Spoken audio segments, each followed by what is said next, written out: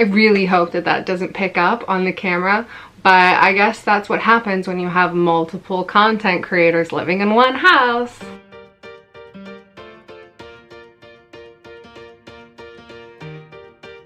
Hello friends, welcome back to my channel. On Instagram, I know that a lot of people were considering February and March to be book buying ban months. And for like 3 seconds, I definitely considered that as well. And then I remembered who I am and that I have no self-control and that I'm gonna buy books no matter what.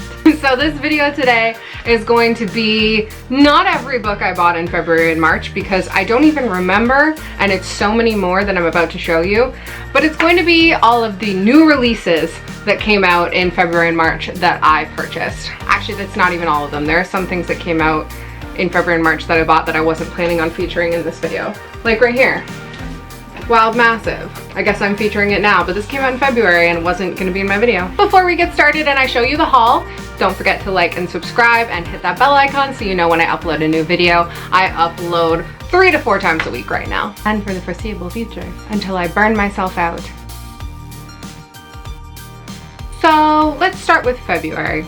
It just makes sense to do it chronologically. One of the very first books that I purchased in February is The Sun and Its Shade by Piper C.J. This is the sequel to The Night and Its Moon, her debut novel. I still haven't actually read the first one, but this came out and I just really wanted to pick it up. She is one of the best people to follow on TikTok and Instagram and socials. She's really funny, very down to earth, and I feel like we have very similar personalities and I want to be her friend. Maybe I should read her books. I don't think she'll want to be my friend if I haven't read her books. Keeping with sequels, I bought Tyranny of Faith by Richard Swan. This is the follow-up to The Justice of King. The debut was really incredible. It is a murder mystery essentially set in like a medieval background. So it's high fantasy and murder mystery. What else could you want? Totally switching gears here, and by gears I mean genres, we have How to Sell a Haunted House by Grady Hendrix. I desperately want a good haunted house story. I have not had one in a while. I have high hopes. I've heard good things. Grady Hendrix has written some good stuff, but you know, people are often mixed, but I've heard that this one is a winner. That better be freaking true. 2 impulse purchases that I bought on the exact same day because they were both on sale at Indigo. We have The Last Tale of the Flower Bride by Roshani Chakshi. This is a gothic story that has been likened to The Invisible Life of Addie LaRue and Mexican Gothic, and I have high hopes for it as well, plus it is quite short, so we'll see. And then a total cover purchase that turned out to be a really good idea was Venko, which is set in my hometown. This is about witches combining things from, I believe, both the Salem witch trials as well as Métis culture. So that's going to be an interesting crossroads that I'm very excited to see. Now it is March. It's actually April while I'm filming this. The first book I have to show you is a book that literally everyone in the world purchased as soon as it came out. It's A Day of Fallen Night by Samantha Shannon. The follow-up prequel. I should really know this. I think it's a prequel to Priory of the Orange Tree, which if you follow me on Instagram, you know I still have not read and maybe never will. I'm gonna read it. I will. Just look how big these are. This has got to be one of the most beautiful covers I have ever seen in my life. You might remember that I also recently subscribed to Book of the Month, so a monthly subscription box that shows up at my house with books that I choose online. This month I selected 2 books for March because, again, no self-control. The first one is Wayward by Amelia Hart. More witches! I am on such a witch obsession right now, apparently. I've read the first couple chapters already. It's awesome. I just need to like be patient and wait because I have so many things on my TBR right now, which you saw on Tuesday. So maybe next month I'll actually read this. And then another book that everyone in the world purchased as soon as it was available. I actually had to wait a couple extra days for the freaking Book of the Month box to arrive, and I almost bought it in store like a psychopath. It's The Adventures of Amina Al-Sarafi by Shannon Chakraborty. This would have been a cover buy for me alone, even if I wasn't interested in the story on the inside.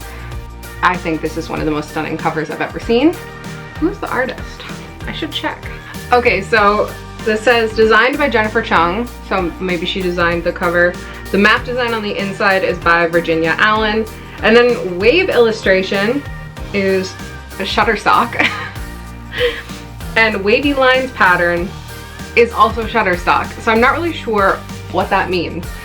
Possibly it means that someone designed this and then used Shutterstock images to create one of the most beautiful covers I've ever seen in my life. Cool. You guys know I'm a sucker for fairy tale retellings.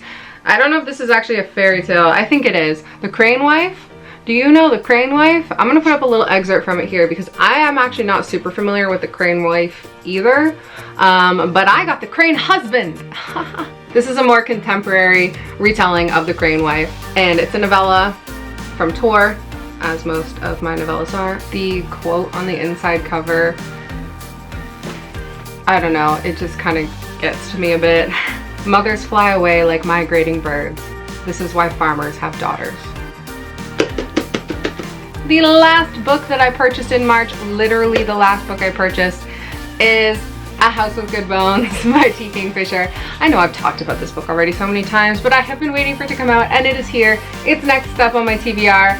I don't think it's gonna be the haunted house story that I'm looking for, but it's a haunted house story by my favorite author, so how could it go wrong? Please be good or I am going to punch you in the face, book.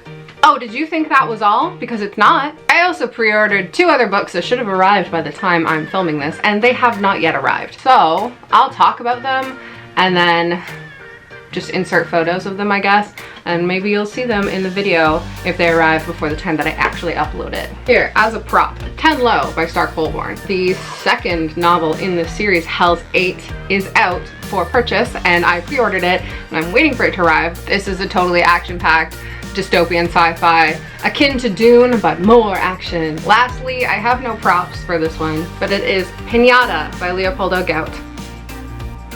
I've been waiting for this one for a long time as well. Apparently it is utterly terrifying and really, really cool and good. Those are the worst words to choose to describe a book that I'm really excited to read, but my brain is not working right now. So yeah, it's really cool and good. Hello, it's me from the future! I'm just interrupting myself there to say that I actually did receive Pinata the day after filming. And while I was picking up Pinata, I may have accidentally purchased One for My Enemy by Olivia Blake, but we'll save that for another video, don't worry. And then unexpectedly, because I did not think this was ever going to arrive, but on March 1st, 2023, the English version, ow, my face, the English edition of Hospital by Han Song came out, and I actually received this from Wunderkind Press and Amazon Crossing as a review copy, so thank you so much for sending me that. I'm gonna have a future video all about this dystopian horror hospital situation. Can I just say real quick too that, like, look how beautiful this is. Anyways, back to the video. There are a whole buttload of other books that I bought in February and March, but I can't show you all of them in one video. I might start to actually hate myself too much if I do, thinking about all of the money that I spent on books. That's a problem for future me, right? Thank you guys for joining me in my video today. Let me know in the comments if any of these books are on your current TBR, if you picked any of them up when they came out, or let me know what books you did buy in February and March, because I know most people did not successfully complete their book buying bans in the last couple of months. So yeah, what books did you buy? Let me know down below. And before I go, don't forget to like, subscribe, and ring the bell icon so you know when I upload my new videos. Bye!